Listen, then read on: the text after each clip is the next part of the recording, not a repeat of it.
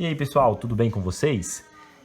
Queria dizer primeiramente que é um prazer estar com vocês aqui e esta é a nossa segunda aula, voltada à trigonometria. Nós vamos tratar agora com ciclo trigonométrico. Se você está assistindo esta como a primeira aula, aconselho que você pause o vídeo e volte e assista a outra, porque nela você vai encontrar embasamentos teóricos, ferramentas para você trabalhar nessa videoaula. Tudo bem? Pessoal, então vamos iniciar a nossa aula. O ciclo trigonométrico é uma das mais belas figuras geométricas que existem, mais perfeitas. Você vai entender, quando nós começarmos a explanar aqui, a preciosidade que há dentro do ciclo trigonométrico. Através dele, hoje toda a engenharia e a arquitetura trabalha embasada em conceitos que estão aqui dentro. Tudo que você vai trabalhar com ângulo está aqui dentro. Então, pessoal, eu gostaria que vocês se dedicassem bem nessa aula, que isso é muito importante. Além disso, sabemos que isso cai com bastante precisão em Enem, em vestibulares. Então, você que está finalizando o seu ensino médio, que está estudando, se preparando para algum Enem vestibular, será de grande importância isso aqui. Tudo bem? Vamos lá então. Pessoal, aqui a princípio nada mais temos que uma circunferência e um par de retas. Essas retas, pessoal, nós podemos chamá-las, essa primeira de eixo Y e essa segunda de eixo X. Aqui, pessoal, nós vamos chamar de origem. A origem dos meus eixos, onde eles se encontram. Pessoal, entenda que esta origem aqui, ó, é o mesmo centro da circunferência. Então, esse par de eixos, ele está centrado na circunferência. Então, aqui é o centro da circunferência e também será considerado o meu início da minha origem, do meu plano cartesiano. Tudo bem? Então, pessoal, a primeira coisa que você precisa entender é que essa circunferência aqui, ó, ela representa o ciclo trigonométrico. Algumas literaturas trazem como circunferência trigonométrica, mas é o mesmo conceito. O ciclo trigonométrico, pessoal, circunferência, ela sempre vai possuir raio igual a 1. Essa é a chave para você entender todos os exercícios daqui para frente. Sempre, pessoal, sempre o raio da minha circunferência será igual a 1. Tudo bem? Ou seja, deste ponto aqui até este limite, como aqui é o centro, qualquer ponto que eu levar a qualquer extremidade aqui, ó, será igual a 1. Se eu traçar uma reta daqui, essa extremidade é igual a 1. Essa reta daqui até aqui vai medir 1. Como nós estamos trabalhando com um plano cartesiano, sabemos que tudo que vem antes deste zero no eixo X será negativo. Então, ó, aqui seria 1, aqui seria menos 1. Aqui seria 1, aqui seria menos 1 a distância, tudo bem? Esse sinal negativo, pessoal, não significa que é menos 1 por causa de negativo, de abaixo de zero, mas ele está muito relacionado com o sinal, tudo bem? É um menos, é o sinal orientado ao contrário, tudo bem? Então, o primeiro passo que nós precisamos entender é onde as extremidades da circunferência estão localizadas. Se o meu raio é igual a 1, então aqui eu tenho que o meu x ele mede 1. Esse ponto aqui é referenciado por x medindo 1. E em y, e como ele não subiu nada, ele continua em 0. Então esse aqui, ó, é o meu ponto 1, 0. Por quê? Ele está em x, ele está em 1, em y em 0. Aqui no y, nós temos o ponto em 0, em x, ele está em 0, ó, porque ele não saiu, ele não andou nada aqui. Uma regra é mais fácil. Ó, como ele está aqui, ó, ele se encontra em cima do zero do meu x. Em y, ele já subiu o máximo da minha circunferência, que como ela tem raio igual a 1, o máximo aqui seria 1. Aqui, pessoal, é bem semelhante com o positivo, só que o que acontece? Para nomear que nós estamos antes do zero, a gente tem um x equivale até 1 mesmo, ele é 1, só que como é atrás, a gente coloca negativo, ou menos 1. E como ele não subiu para y, ele é igual a 0. Embaixo aqui, pessoal, nossa extremidade inferior, nós podemos dizer que em x ele está em 0. Ó, eu não saí do meu eixo x. E em y igual a menos 1. Então, o primeiro passo é você entender a posição desses pontos, que eles determinam os limites do meu plano cartesiano. Tudo bem? E os limites da minha circunferência. Aí, pessoal, é de suma importância vocês entenderem que essa circunferência ela é partida em quadrantes. Ó, como eu parti minha circunferência em 4 pedaços, cada pedaço desse é chamado de um quadrante. E esses quadrantes eles sempre são nomeados da seguinte forma, ó, partindo daqui. Este é o meu primeiro quadrante. Este aqui, ó, é o meu segundo quadrante. Este é o meu terceiro quadrante.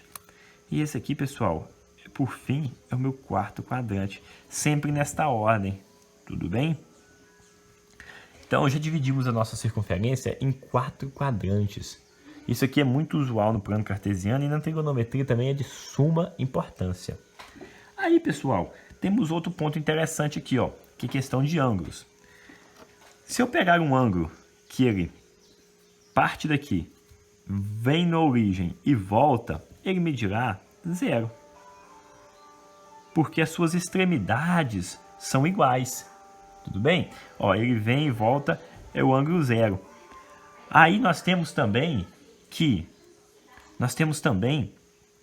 se você for abrindo este ângulo aqui, ó, e chegar um ângulo que parte desta origem, vem no vértice e chega aqui nessa extremidade superior, eu tenho um ângulo que mede 90 graus, ou seja, um ângulo reto. De 90, se eu fizer mais esta volta, eu encontrarei aqui meu ângulo de 180 graus, ou um ângulo raso. Por fim, se eu fizer mais 90 graus aqui, 90 mais 180, eu terei meu ângulo aqui de 270 graus. 270, fechando a minha circunferência, eu tenho aqui, ó, um ângulo também de 360 graus. 360 graus. Aqui, pessoal, até pus esses 3 tracinhos aqui, que significa congruente. O ângulo de 0 graus, a extremidade dele aqui é congruente com o de 360. Ou seja, a única forma, a diferença entre eles é a forma de medir. Porque o ângulo de 0 grau, ele é medido a parte de dentro do ângulo, ou seja, a parte convexa. Agora, se você medir a parte de fora do ângulo, a côncava, você vai encontrar o ângulo de 360 graus. Tudo bem? Aí, pessoal, na aula passada, nós aprendemos a nomear os arcos. Através de um ângulo, nós encontrávamos os arcos.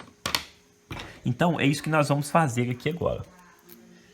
Vamos colocar os nossos arcos em cada ponto principal. Ó, o ângulo que mede 0 graus, 90 graus, 180 graus, 270 graus e 360. Então, pessoal, tendo aqui, ó, 0, 90, 180, 270 e 360. Transformando estes graus, que está aqui, ó, medida de ângulo, eu transformando para arco, vamos fazer a alteração. Nós aprendemos que para você transformar de ângulo para arco, basta você multiplicar por π sobre 180.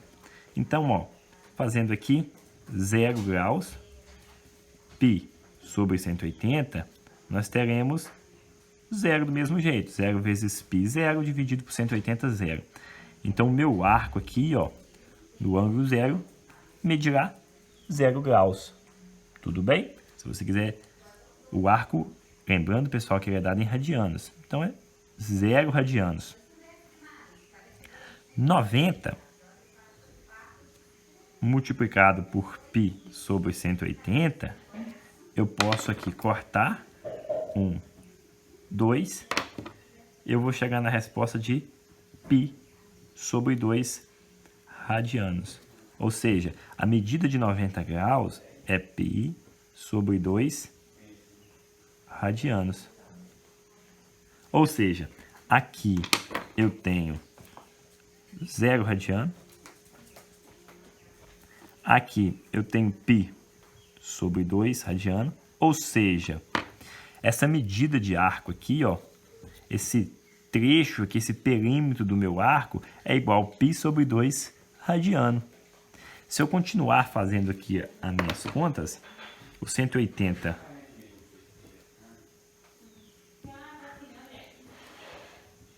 eu posso simplificar aqui, ó, 180 com 180 encontro 1.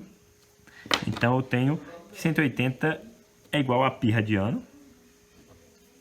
270, por sua vez, multiplicando por π sobre 180, posso simplificar aqui. Vou simplificar por 90. Eu tenho 3 e 2. Tenho 3π sobre 2. E o 360, π sobre 180, eu posso simplificar pelo próprio 180. Aqui nós teremos 2, aqui nós teremos 1, ou seja, 2π. Então, o 180 foi π radiano. Pus entre parênteses, pessoal, mas não é necessário não, tá? Você pode deixar sem o parênteses. 270 é 3π sobre 2. Então, eu vou colocar sem parênteses aqui, ó. E o 360 é igual a 2π radianos. Agora, vamos entender isso de forma gráfica, ó. 0 radiano, quer dizer, não tive arco, né? O ângulo 0 não tive arco. Tenho também o 90. 90 é igual a 2π radiano, quer dizer, esse perímetro aqui vai ser igual a 2π sobre 2 radianos. Continuando aqui em 180, ó, eu atingi que o grau de 180, ele me resultará em, vou colocar de vermelho, em π radiano. Dando sequência, 270 é igual a 3π sobre 2 radiano. Ou seja, pessoal, significa que se eu partir este arco todo aqui, ó, esse ângulo de 270 graus, representado aqui, ó, ele terá uma medida de arco igual a 3π sobre 2 radianos. E por fim, que é o nosso último aqui, ó, 360 é igual a 2π radiano. Ou seja, a circunferência completa ela mede 2π radiano. Lembrando, pessoal, que essa regrinha de π nós encontramos lá no perímetro da circunferência, né, na aula passada. Então aqui, ó, nós já localizamos todos os nossos ângulos e todos os nossos arcos. A última coisa que você precisa entender para nós finalizarmos essa videoaula é o seguinte: quando existem ângulos que a gente pode ter medida positiva e ângulos com medida negativa. Como assim, professor? Ângulos com medida negativa?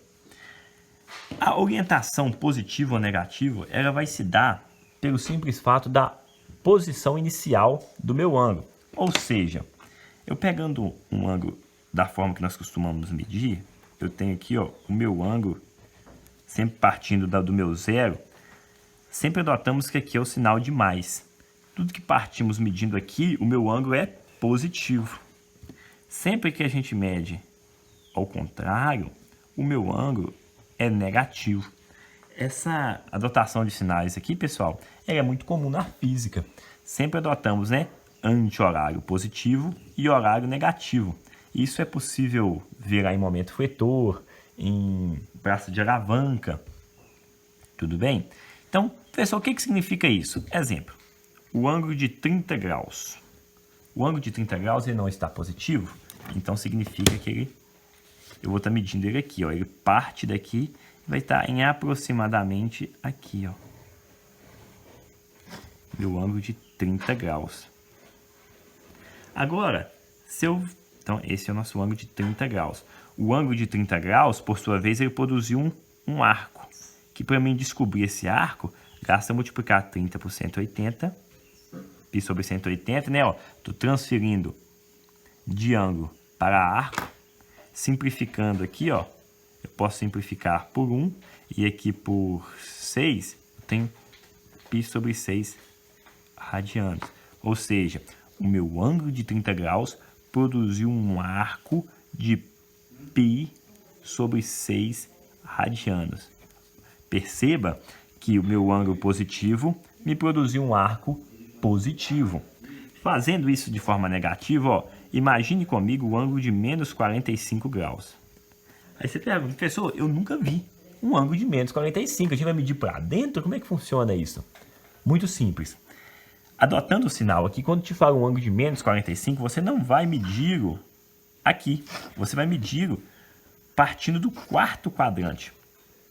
Então, ó, o ângulo de menos 45 graus, ele vai ter 45 graus da mesma forma, só que com sentido oposto.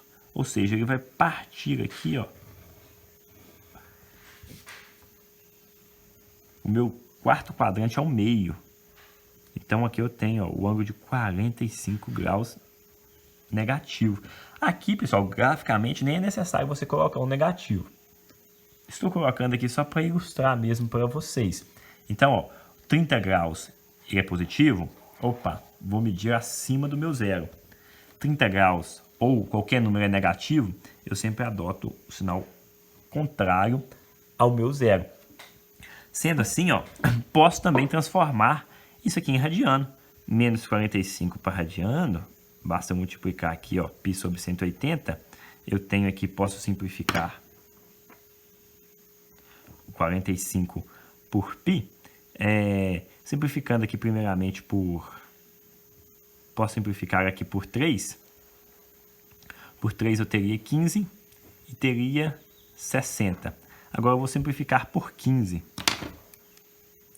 Por 15 eu vou ter aqui 1 e aqui eu vou ter 4. Ou seja, 1 vezes π, π, sobra para mim 4. O ângulo de 45 graus, ele vai medir π sobre 4. A única diferença é que, como ele é negativo, o meu arco também será negativo.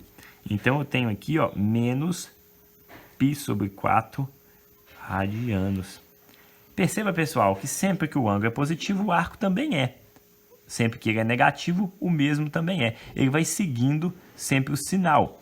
E, como eu disse, esse sinal não significa que é abaixo de zero, mas simplesmente ele faz referência ao valor ou início adotado aqui. Então, quando você tem um ângulo de menos 45 graus, que produziu um arco, esse trecho aqui, ó, de menos π sobre 4, ele está localizado no quarto quadrante. O de 30 graus está localizado no primeiro quadrante. Então, ó, no primeiro quadrante, sempre estará ângulos e arcos que medem até 90 graus. No segundo quadrante, então aqui, ó, alfa menor que 90 graus. Aqui no segundo quadrante nós teremos 90 menor que alfa menor que 180, ou seja, nós adotaremos aqui apenas no segundo quadrante ângulos que estarão entre 90 e 180 graus. No meu terceiro quadrante, nós vamos adotar ângulos que estão entre 180 e 270 graus. E por fim, no meu quarto quadrante, nós temos aqui, ó, ângulos de 270 e 360. Lembrando que, a partir do momento que eu adoto um sinal negativo, aí essa medida inverte. Por exemplo, o ângulo de 45 graus negativo, ou menos 45, ele não vai se comportar aqui, ele vai se comportar embaixo. Perceba, pessoal, o tanto de rabisco e o tanto de informações que tem nessa imagem. Por isso que no início da aula eu disse que talvez seria uma das mais belas e precisas imagens da geometria. É o ciclo trigonométrico. Tudo bem? Pessoal, por enquanto nós vamos encerrar a nossa aula por aqui. Espero que vocês tenham entendido, que tenham gostado. Qualquer dúvida ou esclarecimento que se fizer necessário, sugestão, pode deixar nos comentários aí que nós estamos à disposição para estar respondendo, tudo bem? Essas informações aqui, pessoal, apesar de ser uma aula muito teórica, vocês podem ver que não resolvemos nenhum exercício, mas elas vão servir de base, de ferramenta para todos os exercícios que vamos fazer agora na trigonometria, tudo bem? Então eu gostaria de agradecer pela atenção, continuem nos assistindo e até mais.